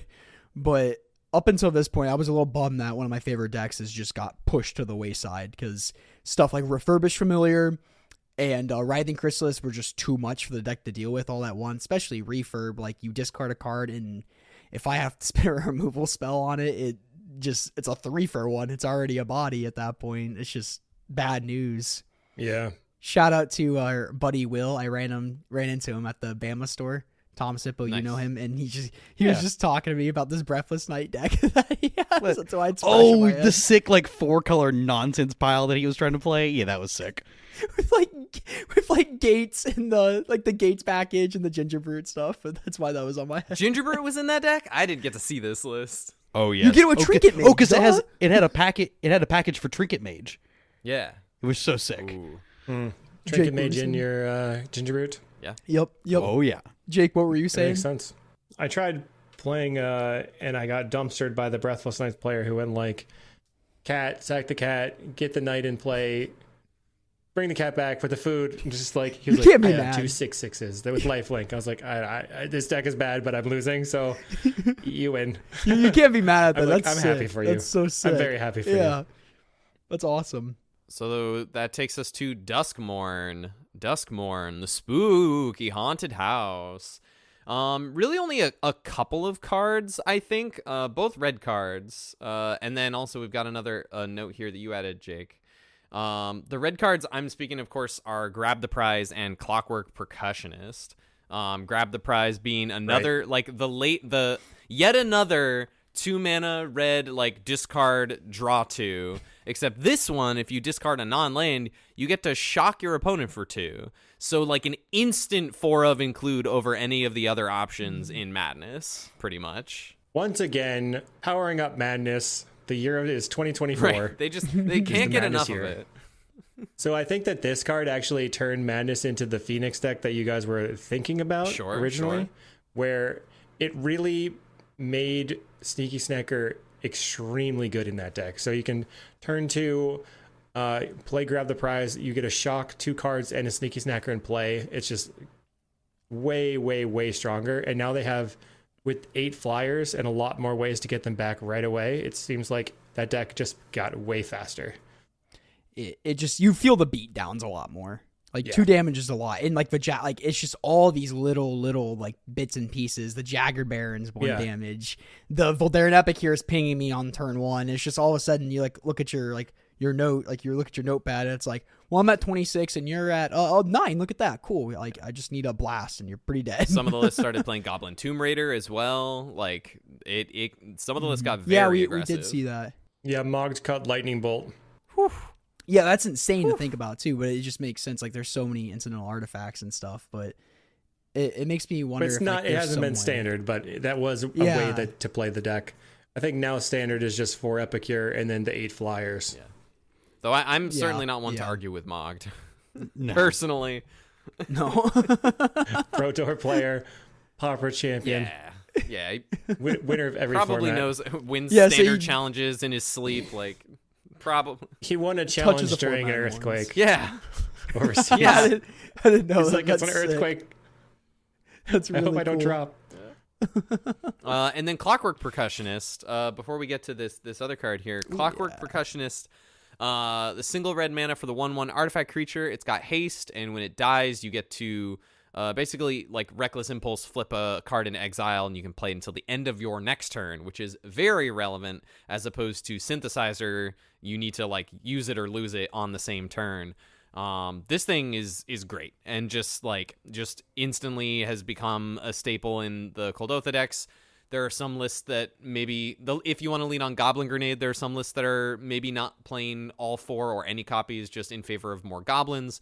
But I've seen this card be so good. It definitely brings up your stocks in like playing End the Festivities effects to try and wipe them, because it's another X1 as opposed to an X2. But even then, it's not that bad because they get a card back when it dies. Like, this thing is very, very good.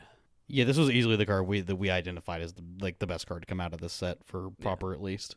Yeah. And I was extremely high on Meat Locker once I figured out what it did. So it's one of the rooms. So one half is 2 in a blue, put 2 stun counters on a creature, and then the other half is draw 3, discard 1. So compulsive research. Okay. And the big part about this is that it puts 2 stun counters on it, so that you don't have to actually stun it and then immediately proliferate in Poison Storm. So you can stun it and then do the next thing.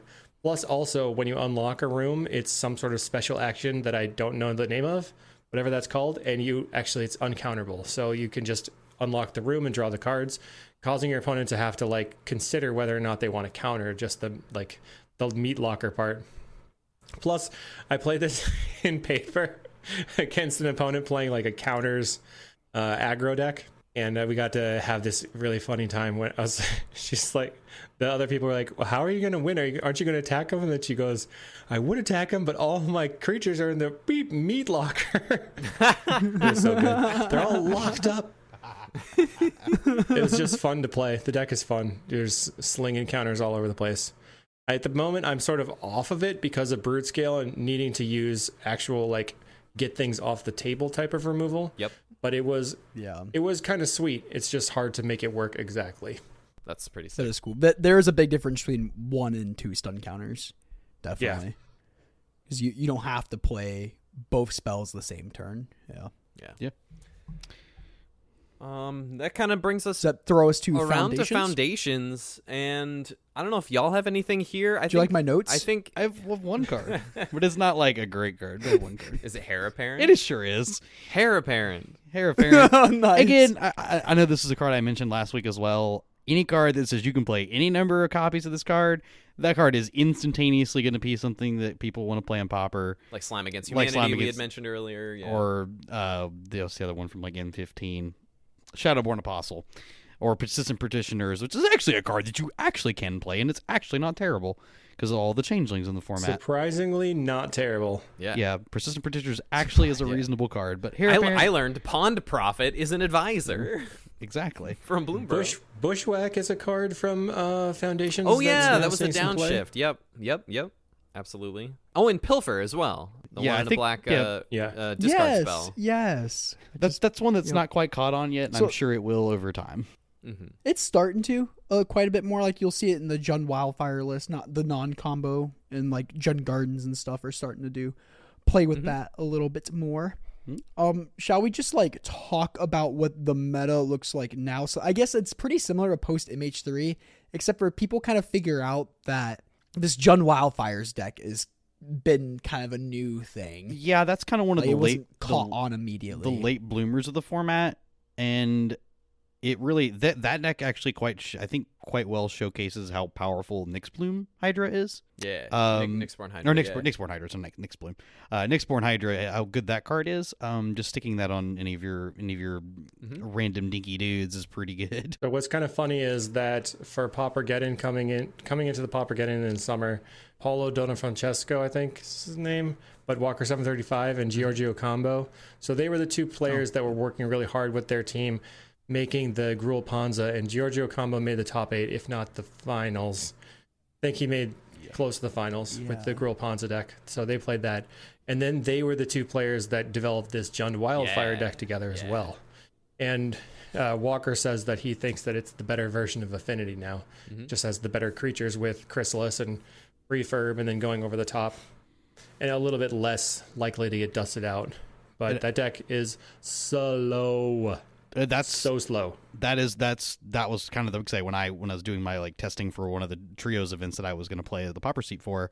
That was kind of what I figured out as well. I was like, just goldfishing. I didn't even play matches with the deck. I'm like, how does this deck actually win games? Like, this is incredibly slow. You have a 2/1 flyer. Whoop-de-doo. Whoop-de-doo. Snapcaster beats. But I think the big innovation for this deck that we didn't get to see immediately but came during this last Poppergeddon was the addition of playing Snuff Out in the deck. Yeah. That was like, I think, a really, really big part of playing why that deck actually is really good now. Yeah, and I think that's just a telling thing of the format as a whole, of like people really have gotten around like, oh, we just like, kind of like what you said, Jake, is like, we really just need to get this brood scale off the board. We have to have a way to just answer brood scale, not just like tap it down or like counter a piece here and there. Just like get it off the field at any point, and Snuff Out I think is just the most efficient way to do that.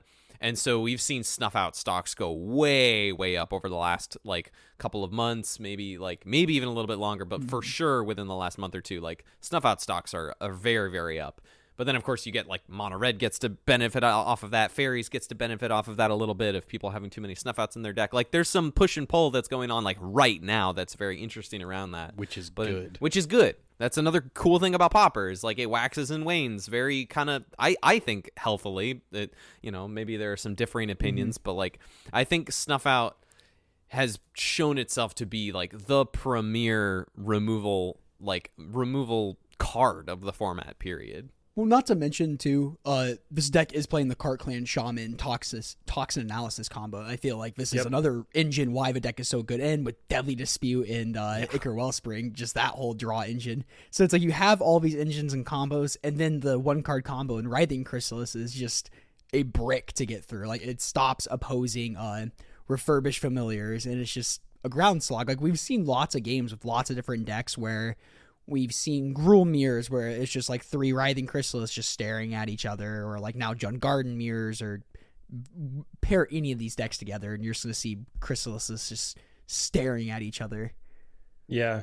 It's caused me to play a lot, or to lean heavily on Murmuring Mystic and Familiars to just pop out a bunch of tokens to chump block the Chrysalis, because luckily it doesn't also have Trample, unless you get a Nyxborn Hydra on it. But I did see... Yeah. I'm thinking probably the reason that they played the Gruul deck in the first version of Geddon, and then they played now this new Jund version, is because the Toxin Analysis combo kind of was discovered in late summer, I would say. Yeah. So definitely a month or two after Gruul became so heavily in the format, or heavily played in the format. Definitely. And since that combo's been discovered, like we've seen Gruul monsters or Ponzo, whatever you want to call it, just fall away by the wayside. Like, not a ton of people are playing the deck right now. It seems not the best position currently. Yeah, I mean, having played a deck that played the KCS Toxin combo, I felt like, oh no, I'm dead. Oh, never mind. Just wipe them out completely. It's so crazy. But to get around the board stalls, they were trying stuff like the channel creature, or just lure effects like that. So does that bring us to the ban announcement, and I think where... Yeah, that brings us to today. Where Popper's at, really. Yeah, today. What is December 17th? Yeah. 17. Oh, my electric bill's due. Cool. Well, the lights are still on. I gotta remember. Yeah, that's you. Yeah. Hopefully we can finish the podcast then. Yeah, they're in my house or my apartment currently while I'm in this hotel room. It's just kind of funny. So what happened yesterday? Nothing happened. Nothing happened. Today's Nothing. as expected. Nothing happened. Yeah. The Popper format panel said that they think things are mostly balanced, that no deck seems to be overperforming when they look at the leagues. They called out a few decks of having a good win rate that I think most players would say that doesn't make that much sense. They called out Boros Synth at a 54% win rate and Poison Storm at a 58% win rate. And I actually didn't even notice that they said anything about Poison Storm until people commented on it later, because I just, I guess, ignored the fact that was the case, because like we said before, there's 1 or 2 pilots at all. Right. So a 58%, if I was playing a deck and I had a 58% win rate, I would not play it.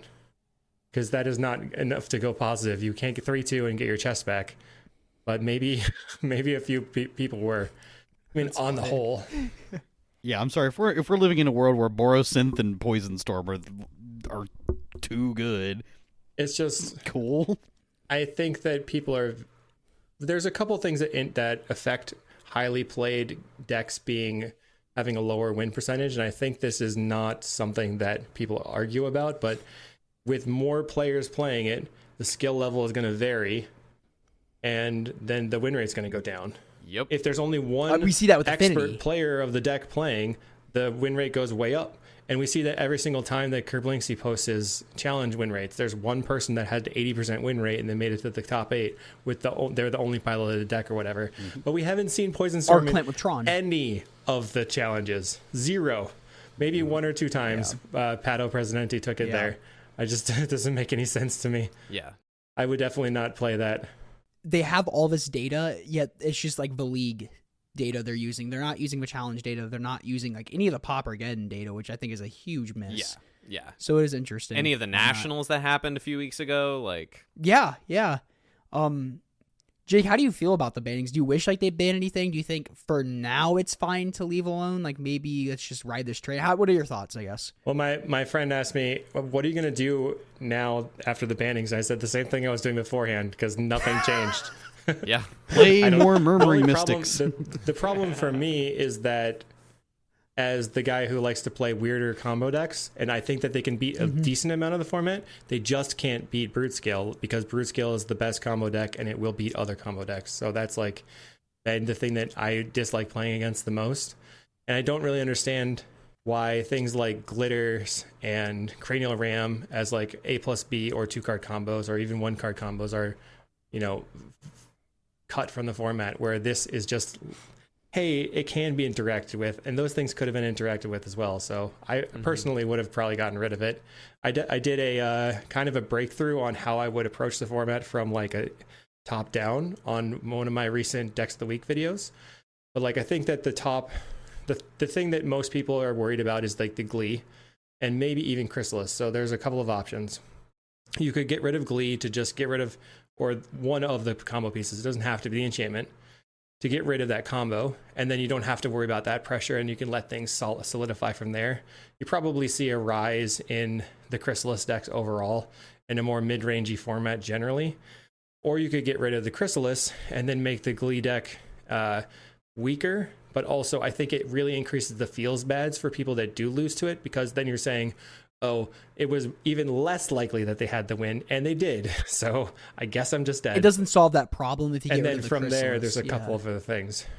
Well, I've played a lot of the Glee deck, and I feel like when you put Chrysalis in it, it becomes drastically better. Oh, yeah. Only because it makes you have a plan that that the opponent has to deal with. So you're either going to kill them with the Chrysalis, or they have to waste their removal on the Chrysalis, and therefore you've opened up or it's sort of like a soft protection spell. It gives you an opportunity to get in with your Glee later, just because you've wasted their removal spell. And that's something I actually learned from playing the Modern Age and Familiars. If you present a threat, then they have to spread out what they're doing, and they can't focus the game plan. So it would certainly knock on Brood Skill if they got rid of Chrysalis. It does like play similarly like that Splinter Twin pattern of like, okay, I like grinded through, I drew a bunch of cards in my Deadly Dispute engine, and then I had this Writhing Chrysalis backup plan. And I played games when Thomas, you were playing Mono Blue Terror, and I just went like Chrysler. Okay, this game's wrapped up. Yeah, for sure.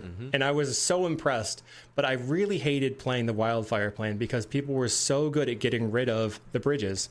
I was like, I hate playing the bridges here. It just ruins my day because everybody has 8 ways to deal with Affinity. So I was happy to see that people were actually pushing a non-Wildfire version.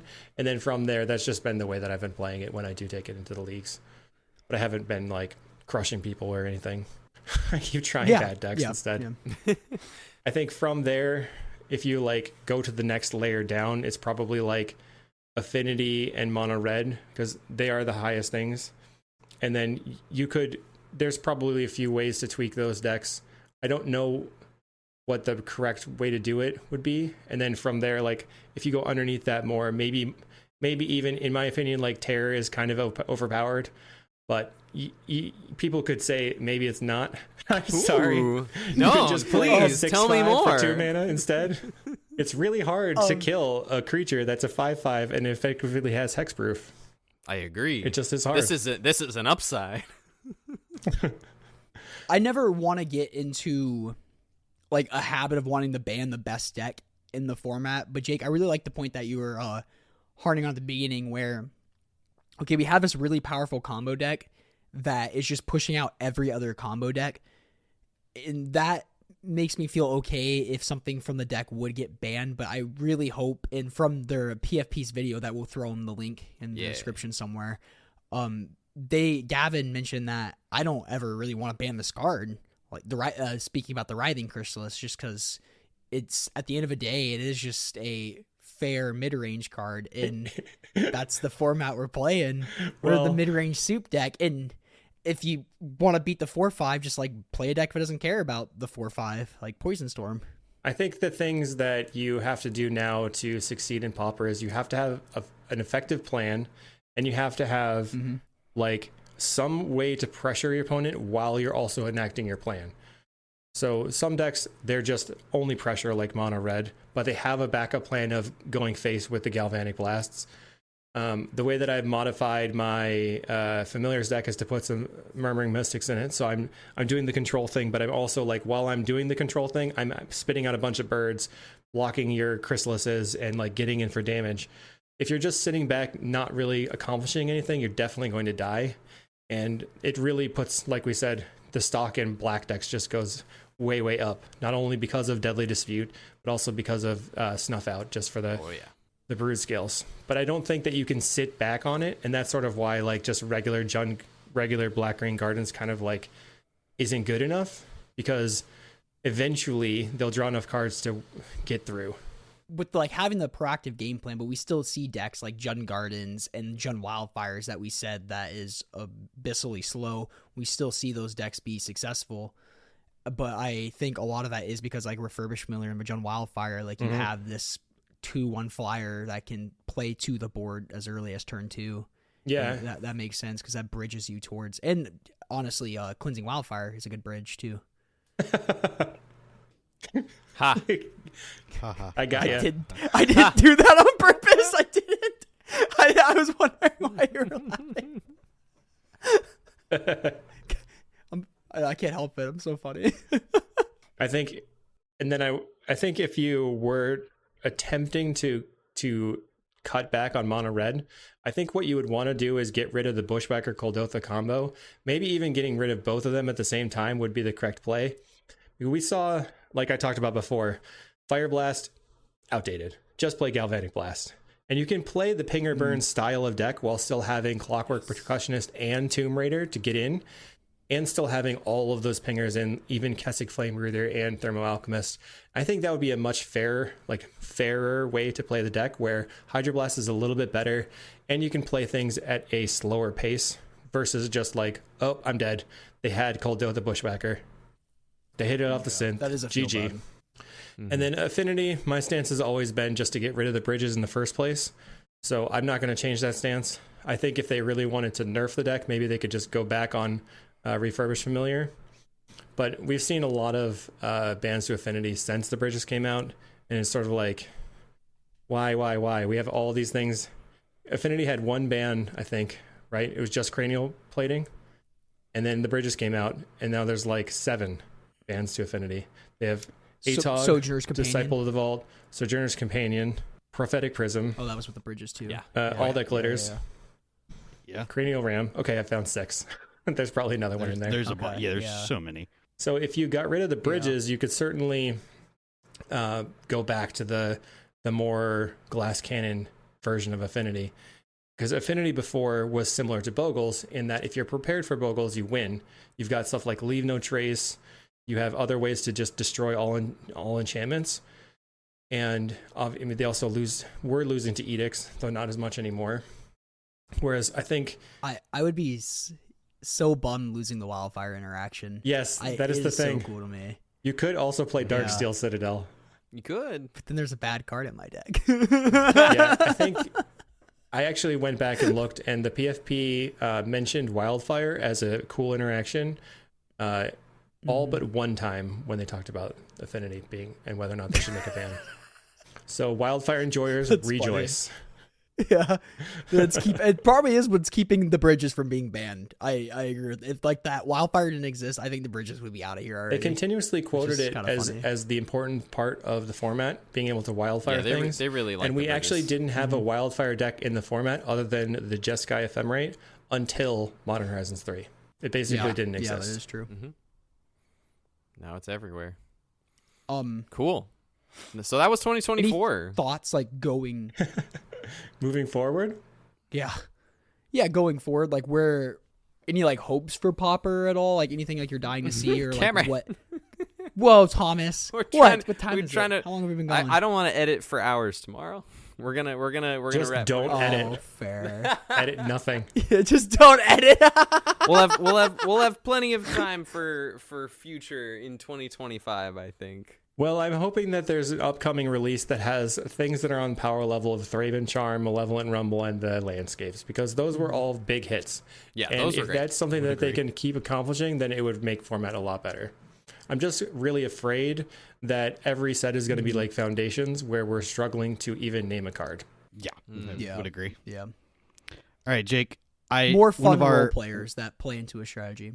One of our listeners emailed us in a question for you, actually. Yeah. I'm gonna read off this email. And it's from Elliot, and it says, "Howdy, thank you for the hours of YouTube content and for your contributions to this beautiful format.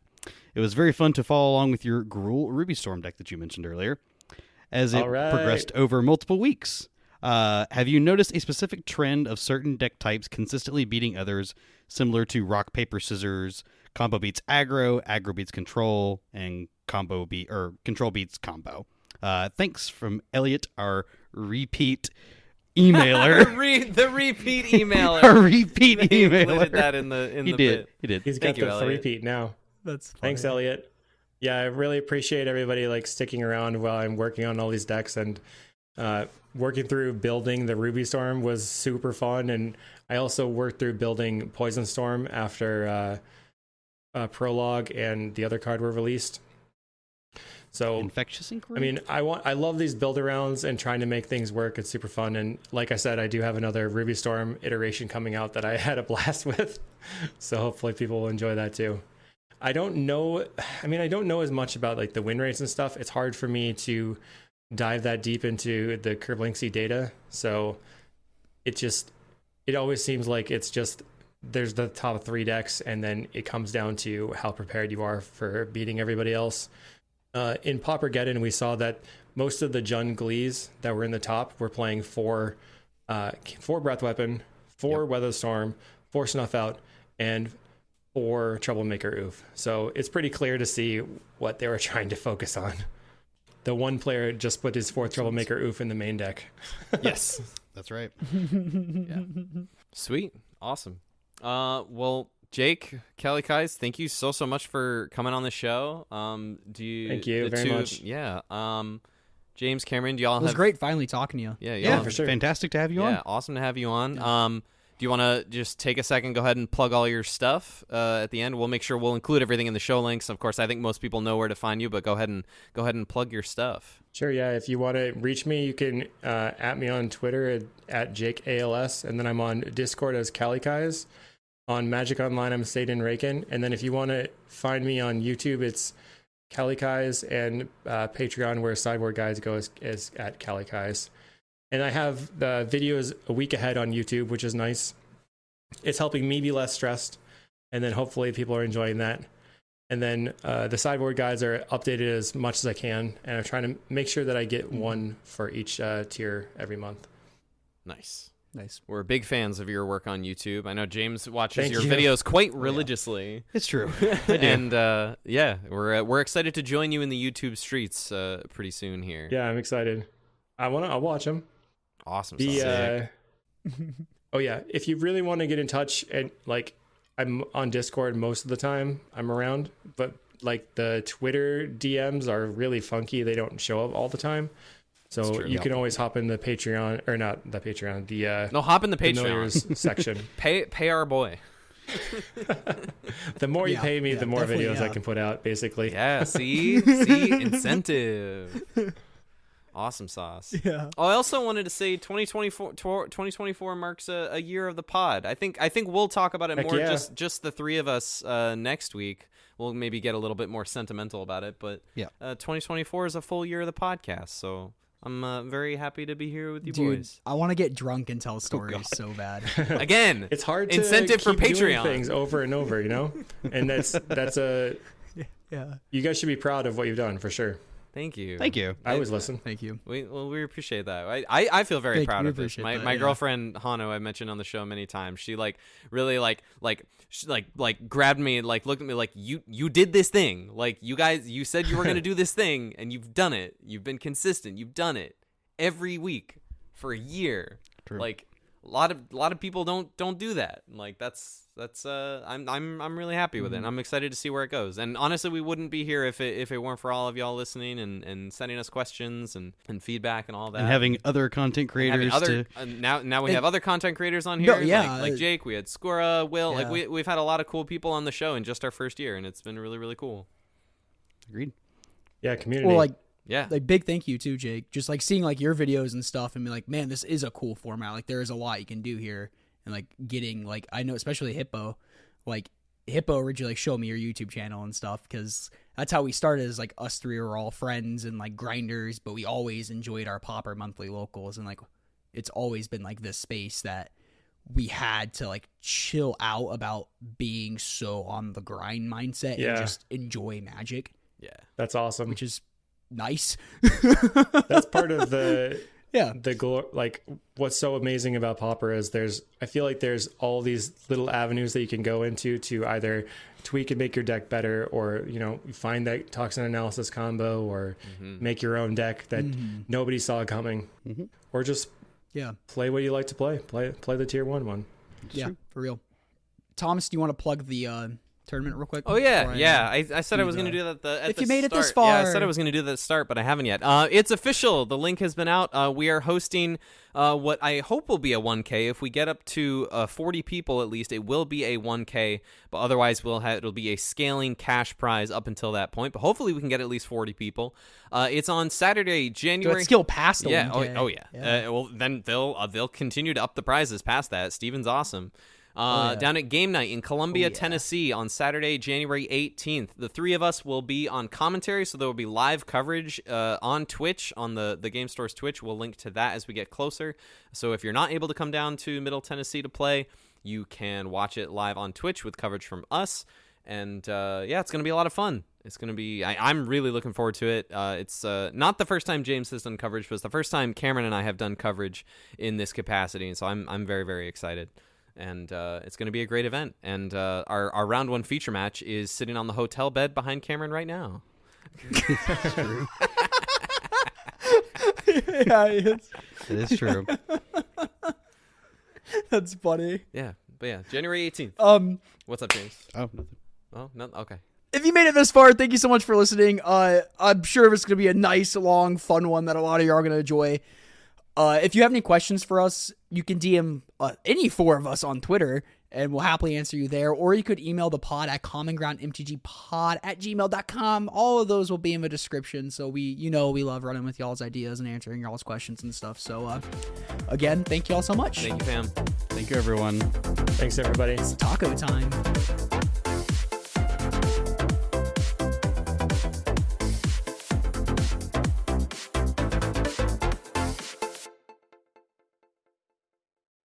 Austin, any thoughts on Popper? Format's great. I'm the best. Thanks, Austin. I'm gonna win January 18th. Hell yeah.